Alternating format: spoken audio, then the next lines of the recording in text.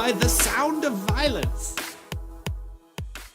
All right, Aaron, what did you take away from that conversation? What stood out to you, once that interview was over today?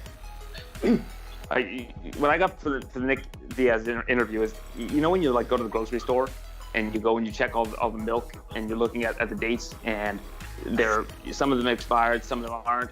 But then when you go to your car in the parking lot, you go and you get in your car and you drive. And then when you figure out you're driving, you see the guy next to you and he gives you a look, and then you rev your engine a little bit and it's time to race. But then the guy doesn't want to race, but you still want to race him. And then I know the guy's got a family and stuff, but I just can't wrap my head around why this guy with a family wants to race me all of a sudden, and then so I race him, but he's not going to race me. So then how am I supposed to race him? You know what I mean? If he's not going to race, who's going to race in this situation? So then when you eventually get to the lights and you signal left, but then you want to make a right turn, and then suddenly you realize you haven't picked up your dry cleaning yet, so you make a U-turn. You go to the dry cleaner, but it's closed because it's Remembrance Day, Veterans Day, whatever. But usually the things don't close that day, so you're just a little bit confused. And then you see the guy from that store at the liquor store, and you say to him "Yo, what's up? Why aren't you open today? Because the dry cleaner shouldn't be closed on this. It's not that store holiday, right?" So then the guy says, "You know what? I'll buy you a beer. It's cool now. I get it." And then so eventually, I just know I'm gonna get my dry cleaning. You know what I mean? You guys know what I'm saying? So that's my takeaway from the Nick Diaz interview earlier today.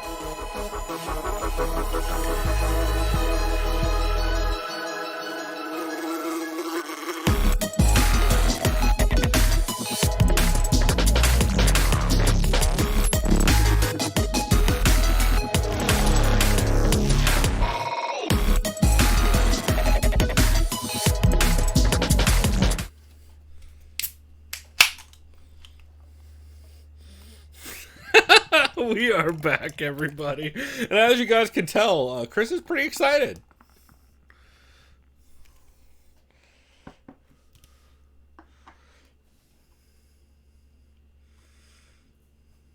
Back. Oh, good. I had you muted, too, which is fantastic. That works out great. Oh. Well, like Chris said at the beginning of this, which you guys could not hear, this card fucking sucks. It fucking sucks. Yeah. It's real rough. Oh, man. Let's just get right into it. First fight of the card evening. Also, shouts out to our streaming setup, which you guys are going to see a lot of a blue Skype logo, because Chris fucking can't get everything working. Oh, no. I just identify as a blue Skype logo. To be fair, we all do some days. So we have a women's flyweight bout between American fighter Tracy Cortez, record of 6 wins, 1 loss, going up against Brazilian fighter Vanessa Melo. Melo? Vanessa Melo. Mellow Yellow, whatever. Last time we saw Tracy Cortez, this is her official UFC debut. Last time we saw her was in the Contender Series. Yep. July 30th. She's going up against Brazilian fighter Vanessa Melo. Last time we saw her, she had a unanimous decision loss to Ariana Aldana. Just past September 21st. That was one that Irene looked super good in too, if I remember right. Yeah, I don't know what to do on this one. This is kind of a toss-up. I think I'll just favor the American. Be a decision. Trace Cortez. Yeah, I'm leaning Cortez as well. Mainly, her win over Agapova on Contender Series is pretty fucking impressive. Her win over Erin Blanchfield in Invicta, also very fucking impressive. That's right. She fought Sherry Muraski way back in the day in Invicta. Yeah, I think Tracy Cortez's wrestling will probably get this done. To be fair to Vanessa Melo, she is coming off, prior to the Irene Aldana fight, she had the win over Jan Finney, which is always impressive. Anytime you beat Jan Finney, it's impressive. Also, she has a win over Molly McCann back in the day. So she definitely can beat some high-level fighters. But Jan Finney in 2019 is not the Jan Finney of old for sure. Also, that was on the Battlefield card. I wonder if she ever got paid for that. Because I believe Battlefield has put on 2 cards and not paid people 2 times, which is fucking insane. So, What's next? Call of Duty? yeah. The Call of Duty fight promotion is fucking fire in Brazil, bro. I also like Counter-Strike. To be fair, that does sound like a fight promotion. It does. It's a counter punch, Joe. Also, CSGO also sounds like a fucking fight promotion. Global Offensive also sounds like a fight promotion. Now that I think about it. You are on Steam that much anymore. But there's this PC game that's very similar. It's like considered Counter-Strike, but crazier. It's like there's no ADS. It's called like Crossfire X. It's coming to like Xbox in like January. It actually looks kind of interesting, but yeah, it's called Crossfire X. Also sounds like it could be a promotion. Anyways, Yep. This next fight, I was originally. Oh wait, so I've got Cortez via decision. Did you have a method on that? Odd decision. And do we have odds? You want me to pull those up? Yes, if you don't mind. Okay, let me do that. Best fight odds, because it's the only place for fight odds.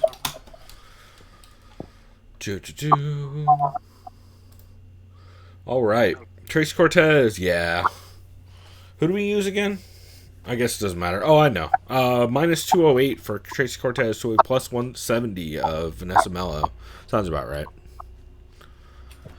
And this next fight is a women's flyweight bout. Originally, I believe, it's Ariana Lipsky. And originally, I think she was fighting Veronica Macedo. So, I'm not seeing that fight on the wiki.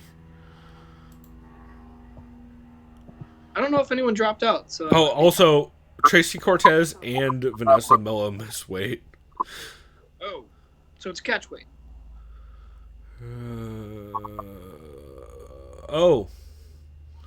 So wait, it sounds like the Macedo. Wait, hold on. Ariana, fucking Wikipedia, you're not making this easy for me. It looks like Ariana Lipsky was originally supposed to fight Priscilla Cachoeira. Priscilla Cachoeira got pulled for a USADA flag for a diuretic. She was replaced by Veronica Macedo. Macedo was not cleared by the Brazilian Athletic Commission due to severe headaches today, and she was replaced by newcomer Isabella Padua. Padua. Then Padua blew weight by 4.5 pounds, and so it's gonna happen at a catch weight. Holy fuck! Jesus Christ, women's flyweight. What the fuck is going on? Yeah, if you would have told me that it was Sajara Eubanks too, I would have believed you either way. But so I guess now Ariana Lipsky's fighting Padua. Isabella Padua. Here, let me look her up. Yeah, I mean, let's be fair. We're both taking fucking Ariana Lipsky, right? Yeah. Yeah. Isabella is. Let's see, 5'3", 64-inch reach, fighting out of Sao Paulo, Brazil. She is 5-1 in her MMA career, coming off of a win over Rayan Amanda in SFT 17. What does SFT stand for? Because I bet it's good. Standout Fighting Tournament. I love you, Brazil. So, yeah. Yeah, her only loss is to in her debut in 2015. She has had 5 fights since November of last year, all wins, mostly by decision. Although she does have a guillotine in there. Yeah, I mean, I'm taking Ariana Lipsky via probably TKO second. Actually, probably decision. Yeah, I'm a good decision. That is one of the crazier series of events on Wikipedia I've had to try and read mid-stream. Also, I guess I should add the... Okay. Anyway, so you were saying about whatever the next fight is? Yeah, what are the odds on Lipsky? I imagine they're... Oh, jeez. Minus 320 to a plus 240 if you can get odds. A lot of these books don't have odds out. But I would say hammer the fuck out of that. This next fight, I already have my mind made up. Douglas Andrade is going to defeat Renan Barão. Yeah. Be a decision. Yeah. Yeah. I would almost lean TKO, but I'm going to go decision. Yeah, if there's anyone that should hang him up besides Uriah Faber, again, it should be Renan Barão. But again, Uriah Faber is probably on some magical serum, so I don't know. Yeah. Renan Barão has not looked good in his last couple fights, and he's now fading pretty consistently in later rounds, and Douglas Silva de Andrade is just a young, fresh dude who is going to go in there and put a volume on him that I don't think he's going to be able to keep up with. I think we're going to see a lot of Renan Barão looking to set up punches and never actually throwing much, which is frustrating to watch. This next fight we have is a men's welterweight bout between Orly Alves and Randy Brown. I was originally just going to pick Alves by knockout, but then I remember Randy Brown had an impressive knockout against Brian Barberena, who I think is a little scrappier than Alves. So I think I'm going to stick with Brown, who I believe he has a distinctive reach advantage. Yeah, you got it. He's huge. Yeah, I'm going to go Randy Brown in this one. I'm going to go via TKO second. I could see that.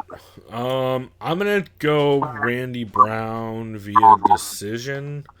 I just think fight IQ is going to eventually kind of play into this. I also think Randy Brown in clinch exchanges is going to do pretty well. Because I think that, from what I remember, that's where Orly Alves gets a lot of his takedowns is in the clinch. And Randy Brown's so long, and he's pretty good in that range. So I think it's going to make it a tough out for Orly Alves to be able to keep pace with Randy Brown over 2 rounds. Also, Randy Brown, if I remember right, here, let me pull up his record.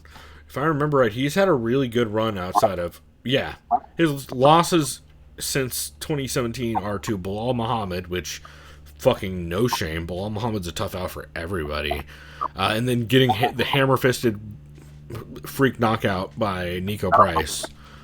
You go Nike Pierce. Yeah, fucking Nike Pierce, just doing Nike Pierce things. So, yeah, I gotta go Randy Brown via decision.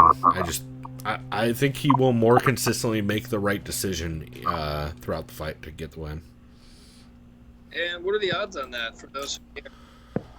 So it looks like Randy Brown, wow, plus 111 underdog to a minus 133 Orly Alves. So pretty close odds. Next up, we have a men's lightweight bout between Francisco Trinaldo, who's still fighting, going up against Bobby Green, who's still fighting. I am going to lean Bobby, but I can also go with Trinaldo in a decision either way. Trinaldo did not look good at all against Alexander Hernandez, but neither did Alexander Hernandez, who I think should have dispatched Francisco Trinaldo. That fight was fucking dog shit. Bobby Green, I don't really recall his fight with Jacare Souza. Wow, that was a year ago. Yeah. You know what? Fuck it. I'm going Trinaldo. He's just going to bounce around and point fight and try to submit him. Yeah, I got him decision. I don't know. Yeah. I in general have trouble picking Bobby Green by decision. He loses a lot of close decisions. Yeah. And Francisco Trinaldo is exactly the kind of dude to hold him against the cage and not ever complete the takedown, but still win the round because Bobby Green's just like frowning at the ref the entire time. Also, shouts out to Judo Bill in the chat who said, "How dare you hipsters talk shit about Dairy Queen?" Which fair. I wasn't talking shit at all. I was saying their chicken tenders and burgers are surprisingly good. Really? I was talking shit. Oh, see, but I grew up in Terrasana. That's the only one I know of. I didn't even know there's one in Santee. And the last Dairy Queen I was probably like fucking 12. Last Dairy Queen I was at was the one in. Remember when Balboa and Genesee used to have a Dairy Queen? Fuck, like Yes, like 20 years ago. It was literally a dirt parking lot back then. It's fucking a lot. It was before the Taco Bell was there. It was like a very long time ago. Like, I would go to my grandma's house a lot when I was a kid, but I don't really remember, like, driving around, like, my parents driving around Claremont when I was a kid. Yeah, I'd have to see a photo. I remember it distinctly because, I remember that whole intersection used to be dirt lots, and then at a certain point, it all became super corporate parking shit. I gotta look at Google Earth because I think you can go back and they show you different years, like time there's lapse. no way they have like the '90s Balboa Genesee. Actually, maybe because of that super popular office building. I was gonna say I wanted to look at like the whole parking lot now where Vaughn's is before they put it. I can't remember what it was. Like a big lot. I know that, but. There used to be that fucking used car dealership with the pink Cadillac with the red hearts on it back in the day. Yeah. Everybody knows that car. That's how you know you grew up in Claremont. Is you know about that fucking pink car with the hearts. I'll get to this next fight because I want to breeze through these. To be honest, that's right. But yeah, we both have Trinaldo by decision, right? Yeah. Did I say odds on that? No. Odds are minus 141 for Trinaldo, plus 117 for Bobby Green. It's going to a close decision. I think that's absolutely the right odds. This next fight is a men's bantamweight bout between Ricardo Ramos and undefeated Argentinian fighter Eduardo Garagori. Oh yeah, Garagori. He looked really good in his last fight, right? Gonna go with him via decision. I'm gonna say he's gonna keep his undefeated streak going. Why not? Sounds fun. Right. He had the win over Umberto Bendone and where's that card? Argentina? Yeah, it was in Argentina. Yeah. That was a fight he was booked to like look okay in, but yeah. So you're going Garagori or Ramos? Garagori for the fun of it. Why not? Interesting. No reason at all. Yeah, I don't see much of a reason to do that. Because I'm going to go ahead and take the dude who spinning back elbowed the shit out of Ayman Zahabi in like one of the crazy.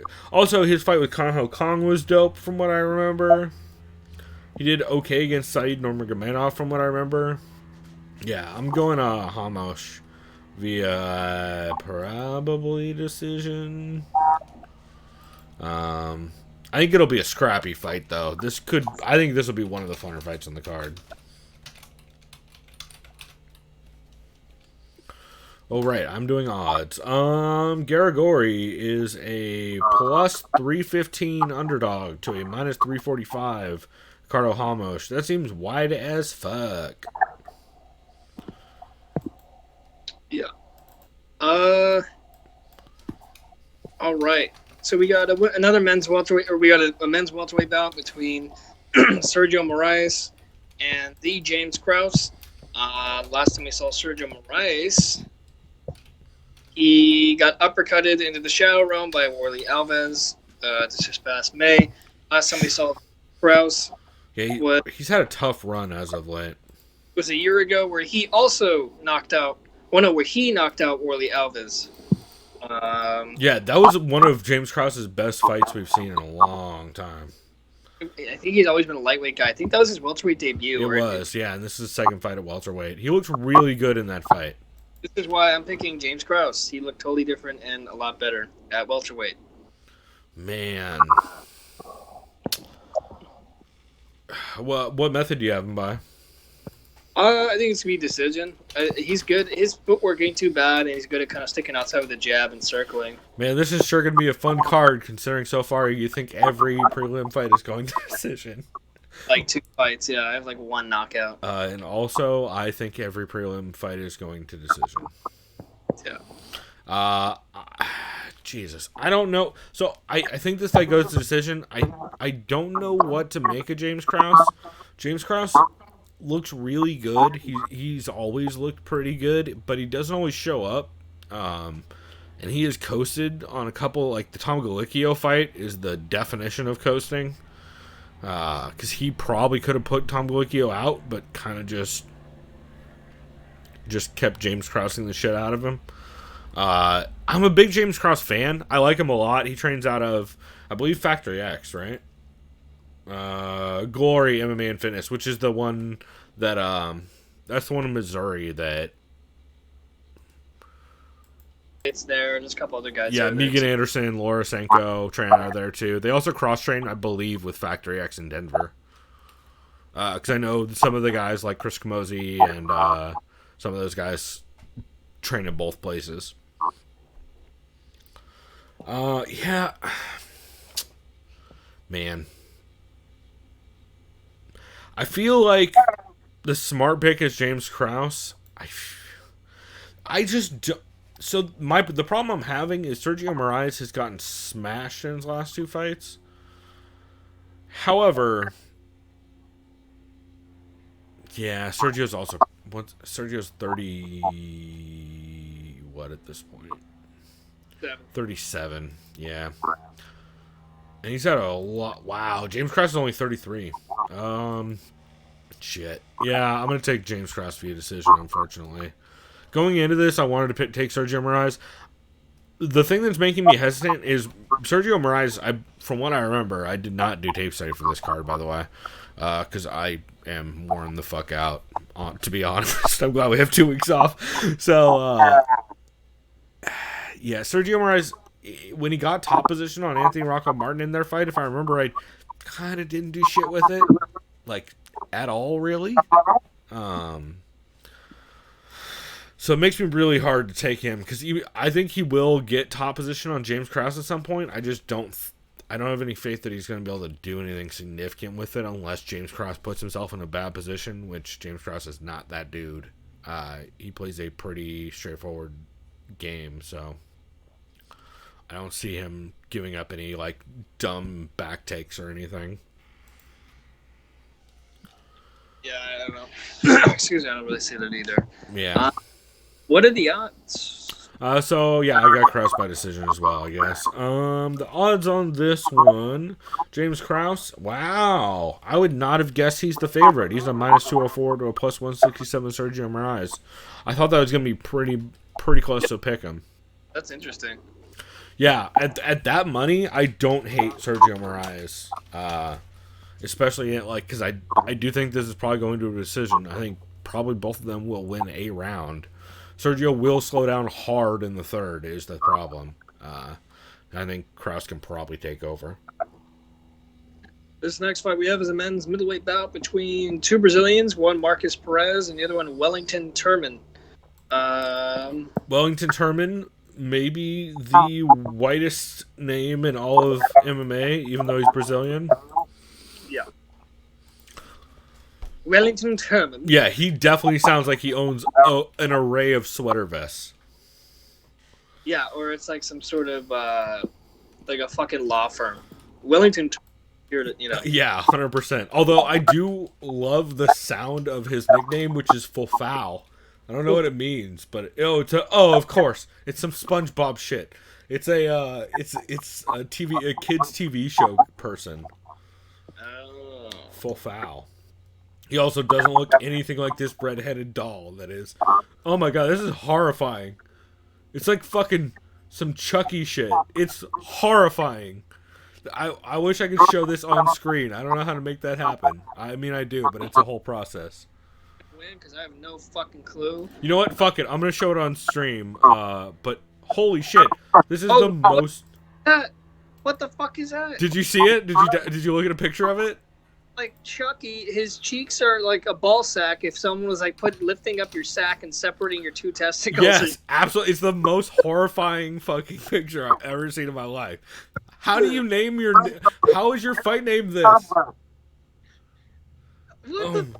This is so upsetting. Here, I'll put it on screen. Hold on. Let me see if I can add this image. Downloads. They have that as like the fucking. How terrifying is this? This is so Judo Bill. I need you to fucking clarify how fucking horrifying this shit is. This is the scariest goddamn picture I've ever seen in my life. Dude, I'd be more scared of that. God. Fucking Chucky coming out with me a knife if this thing's coming in. Yeah, no, Chucky looks like some fucking little kids cartoon program compared to this thing. It's horrifying. It looks like a created character in like a fucked up. Someone on Reddit said this is Brazil's version of Barney. How? Jesus, I don't love him, and I don't think he loves me. I hope he doesn't love me either. It's really horrifying. That's a very fucked up picture. Anyway, I can't get past this. I can't pick Wellington Turman because he looks like I can't go with the Fafau guy. Okay, check your phone when I'm about to send you. My phone's off and away because otherwise it nukes the fucking bandwidth. Oh, okay. Well, anyways, you're gonna laugh. Someone made a deviant art of Fafau trying to kill Chucky, and Chucky says, "Back off, ballsack face." Checks out. Yeah. I didn't know Chucky was a gingerbread man from the Evil Bong vs. Gingerbread Man movies. Yeah. Which, by the way, that's a thing, and that you should check that. Also, I agree. Judo Bill in chat just says Jesus. It's fucking horrifying. Yeah. So no, I can't pick Wellington Turman. I can't pick you if you're me. Well, he's pretty scary. It's a scary nickname. Dude, he should just walk out with a mask of that fucking doll. It's the worst. Well, now I have to look up what Maluco, Marcus Perez's nickname is. What to be worse? Well, these are just forum threads. Oh, wait. Oh, it means crazy. It's an adaptation of the word maluco, which means crazy in Portuguese. Yeah, I'm going with crazy over the fucking horror show that is Wellington Turman's nickname. Ballsack face. All right. Yeah. Fafau, great name. Horrible, horrible thing. Yeah. Okay. What are the odds? That's a good question.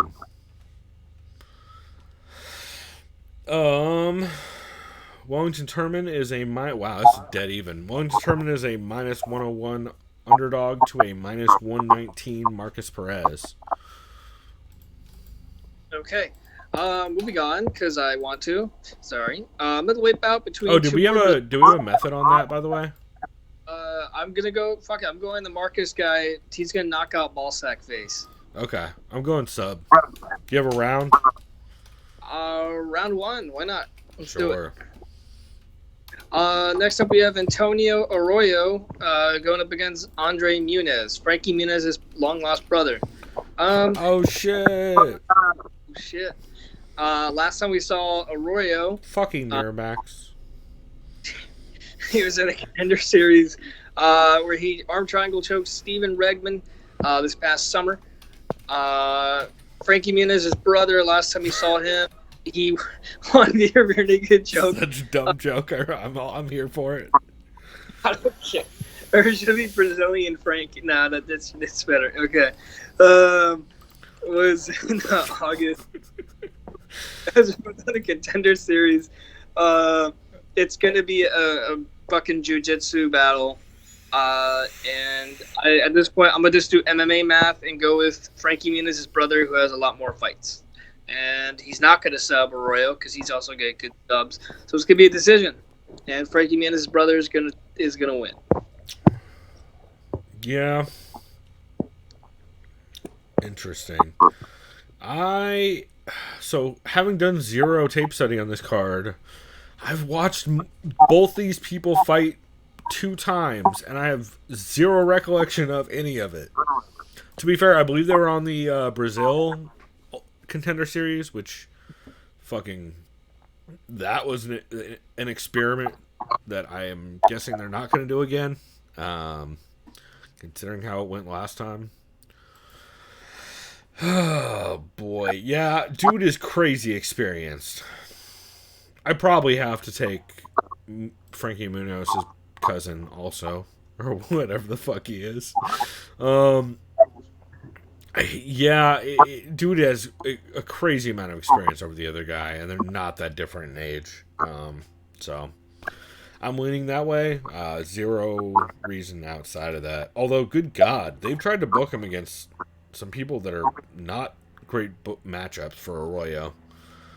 Which it generally is a sign that it's contender series dude they signed to get beat up pretty bad. Because if they scheduled dude against Alessio Di Chirico, Kevin Holland, and Wellington Turman.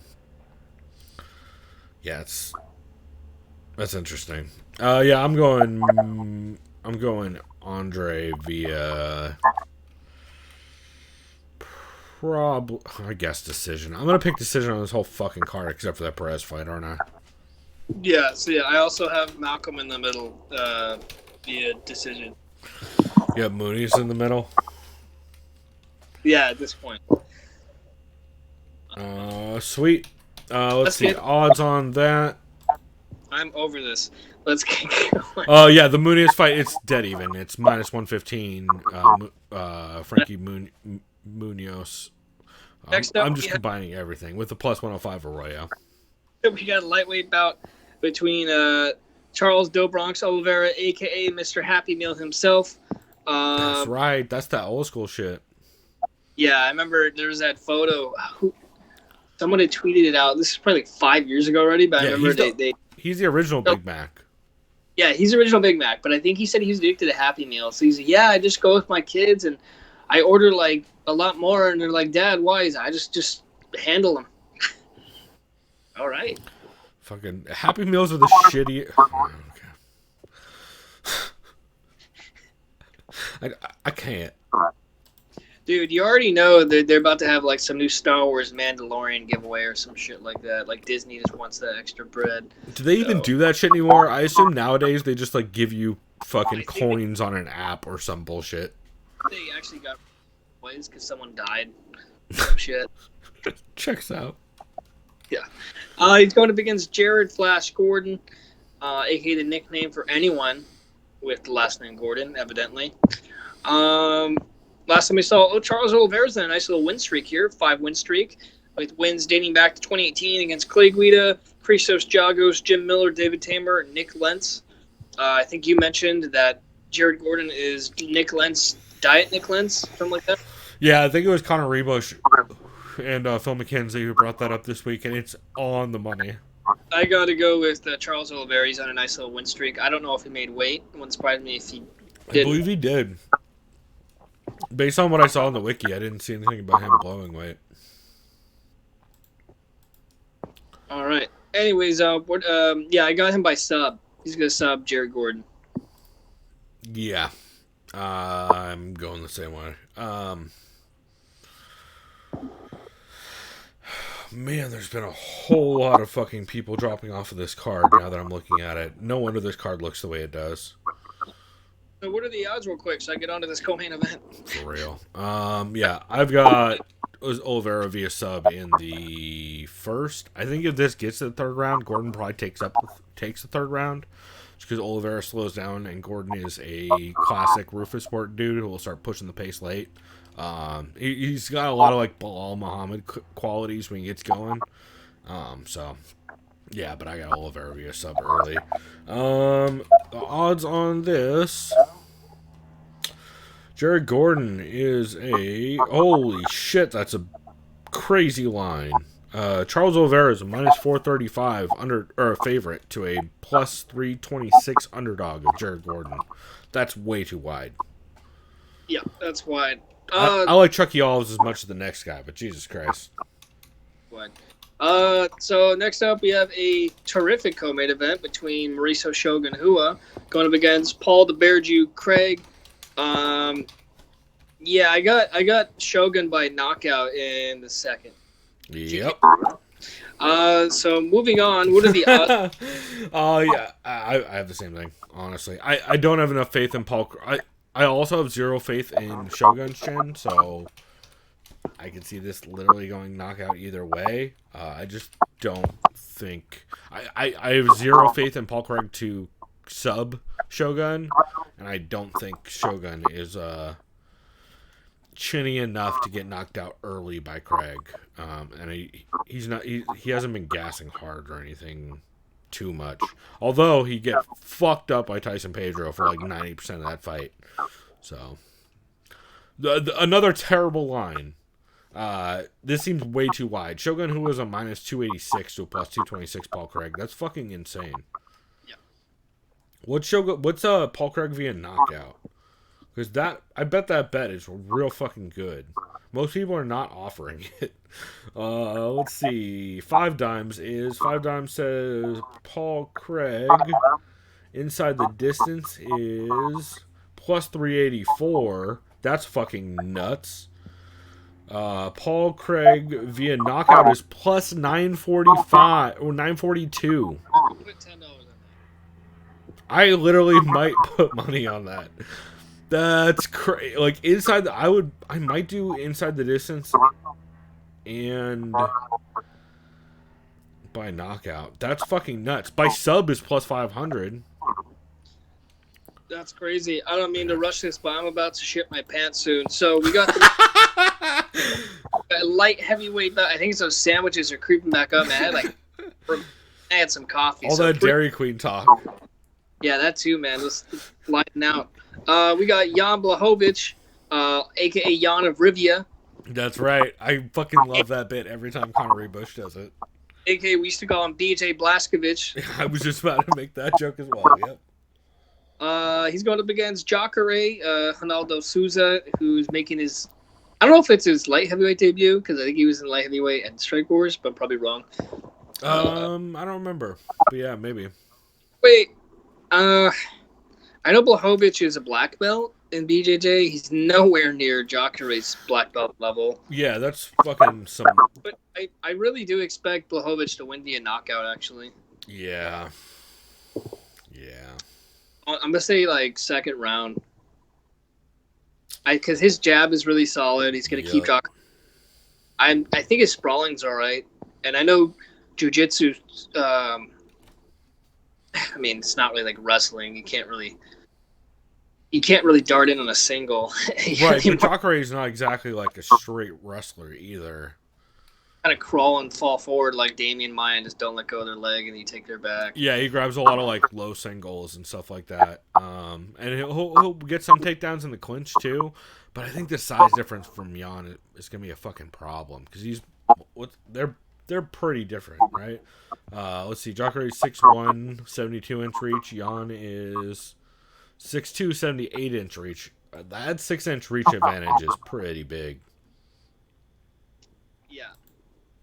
Yeah, I got Jan via knockout. I mean, can Jacare get the sub? Yeah. I mean, absolutely. Gustafsson subbed Blachowicz. Or no, he lost. But then again, Gustafsson's way larger than Jacare. Yeah. And larger than Blachowicz, so size will be a matter here. If Jacare gets the win, impressive for him, but lately it hasn't really been looking good for middleweights going up to light heavyweight. Especially for grapplers, which is something that Heavy Hands has been talking about, and I think is a really poignant take on that. People who move up in weight do well, but mostly it's strikers who move up in weight that do well. Grapplers who move up in weight, especially ones that rely on a takedown game to mix up their striking and open it up, haven't done nearly as good. So I think that's something to keep an eye on. So that's all for me. I really hate to cut this short, but I really got to go. No, that works out. So we are going to wrap this here. You guys can find us at thesoundofviolence.com. Hit us up on Twitter, TSOVpod. Let us know the MMA podcast we're sleeping on. And I promise our audio and setup and everything is going to be way less fucked up next week. Judo Bill, enjoy your 6-hour drive and have fun at the fucking Dairy Queen with whatever other delinquents that are there. Watch out for the dude in the bathroom with the needles that I assume exists at a Dairy Queen in 2019. And have fun fighting in the parking lot. Till next time, everybody. Go do something decadent. We out. Hey!